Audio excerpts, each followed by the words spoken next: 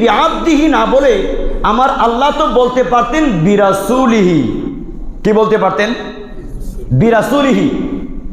বিরাসুলিহি বলেন নেই, বলছেন সুবহান আল্লাযী আসরা বিআবদিহি, আমি আমার বান্দাকে মেরাজ করিয়েছি। বিরাসুলিহি কেন বলেন নাই? রসুল কাকে বলা হয়? রসুল বলা হয় যিনি আল্লাহর পক্ষ থেকে বান্দাদের কাছে আসেন।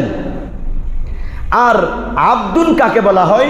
যিনি বান্দার কাছ থেকে আল্লাহর কাছে গমন করেন। তো মেরাজে আল্লাহর পক্ষ থেকে আসা নয়, বরং বান্দার পক্ষ থেকে আল্লাহর কাছে যাওয়া। সেই জন্য আমার আল্লাহ বিরাসুলিহি না বলে বিআবদিহি বলেছেন। আরো বড় করে বিআবদিহি বলার পিছনে আরেকটি কারণ হলো, কোনো মানুষের তো শান এটা নয় কুষ্ঠরোগ, তাকে স্পর্শ করা হয়েছে, ভালো হয়ে গিয়েছে, এরকম আছে নাই? কিন্তু ঈসা নবী হাত যখন দেয় সাথে সাথে কি হয়ে যায়? হাত তুললে, আমি হাত তুললে কি বৃষ্টি হবে? এটা আমার শান নয়, বৃষ্টি হবে না। কিন্তু আমার নবী হাত তুলতে দেরি, বৃষ্টি হতে দেরি হয়? একজন মানুষ মারা গিয়েছে, তুমি জীবিত হও, হবে? হবে না। মানুষ কাউকে জীবিত করতে পারে? তো ঈসা নবী যখন বলেন তুমি জীবিত হও, কি হয়ে যায়? জীবিত হয়ে যায়। কোনো মানুষের শান নয় আসমানে উঠা। ঈসা নবী আসমানে উঠে গিয়েছেন কিনা?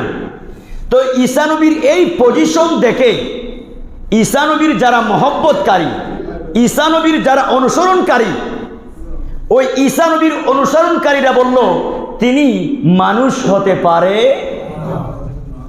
কারণ মানুষ তো মানুষকে জিন্দা করতে পারে না, মানুষ কুষ্ঠরোগ ভালো করতে পারে না, কবর থেকে একজনকে তুলে তাকে জীবিত করতে পারে না। তো উনি যেহেতু পারে, সুতরাং তিনি মানুষ নয়, তিনি আল্লাহ হবেন, অথবা তিনি আল্লাহর পুত্র হবেন। ঈসা নবীর ক্ষমতা, ঈসা নবীর পাওয়ার ঈসাইরা নিতে পেরেছে? বুঝে থাকলে বলেন, নিতে পেরেছে? নিতে পারেনি। এটা তো ঈসা নবীর মর্যাদা, ঈসা নবীর একটা মৌজেজা। এই মৌজেজা ঈসা নবীর উম্মতরা নিতে পারে। তো আমার নবী যখন হাঁটেন, এখন খেয়াল করেন, ঈসা নবীর মুর্দাকে যখন জীবিত করেছে, ঈসাইরা বললেন এটা মানুষের পক্ষে সম্ভব নয়। সুতরাং উনি যেহেতু মানুষকে জীবিত করেছে, সুতরাং উনি মানুষ হতে পারে না। কোনো মানুষের শান নয় আসমানে উঠে যাওয়া। তিনি যেহেতু আসমানে উঠে গিয়েছেন, সুতরাং তিনি মানুষ হবেন না, তিনি খুদা হবেন, অথবা খুদার পুত্র হবেন। এখন বলেন, আমার নবীও মানুষকে জীবিত করেছেন কিনা? আপনাদের খতিব সাহেব আলোচনা করেন নাই এমন? ওই যে একজন সাহাবী দাওয়াত দিয়েছেন, জাবির বিন আব্দুল্লাহ, ওনার ঘরে যখন আমার নবী গেলেন দাওয়াত খেতে, তখন জাবির বিন আব্দুল্লাহর দুই সন্তান এক ভাই আরেক ভাইকে জবে করে দিয়েছিল। এই হাদিস আপনারা শুনেছেন। বাচ্চাকে জীবিত করেছেন কিনা? কে করেছেন? আমার তাহলে জীবিত করা তো কোনো মানুষের শান নয়, সুতরাং আমার নবী তো জীবিত করেছেন। আচ্ছা, কোনো মানুষের তো শান এটা হতে পারে না হাত তুলবার সাথে সাথে বৃষ্টি। আমার নবী যখন হাত তুলেছেন সাথে সাথে বৃষ্টি এসেছে কিনা? আচ্ছা, আমি যদি হাঁটি, পশু পাখি আমাকে সালাম করবে?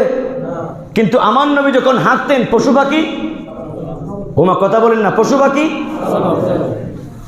আমার নবী যখন হাঁটতেন তখন জংলার হরিণ আমার নবীকে সালাম করত। আমার নবী যখন রাস্তা দিয়ে হাঁটতেন তখন গাছ বৃক্ষ পর্যন্ত আমার নবীকে। তো কোনো মানুষকে তো গাছ বৃক্ষ সালাম করে না, পশু পাখির কথা মানুষ বুঝে না, কিন্তু আমার নবী বুঝেন।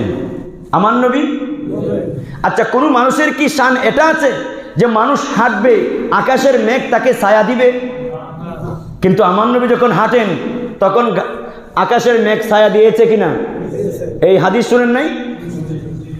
এতগুলো পজিশন, এতগুলো শান দেখবার পরে কোনো মানুষের তো শান নয় আসমানে উঠে যাওয়া।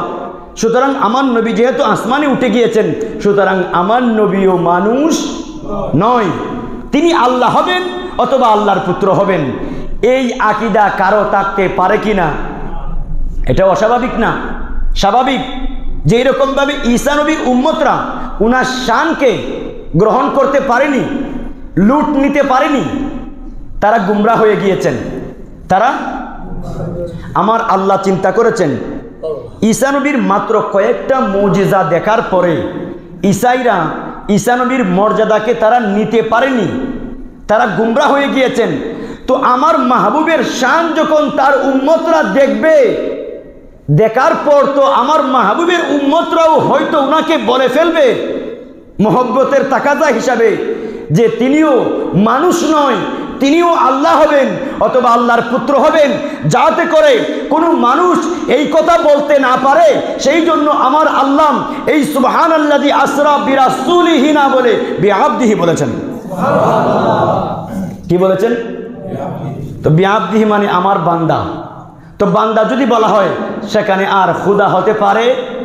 বান্দা যদি বলা হয় সেখানে আর খুদার পুত্রও বলা হতে পারে? এই বিরাসূলিহি না বলে বিআবদিহি বলার মাধ্যমে আল্লাহ পাক আমাদের উপর ইহসান করেছেন।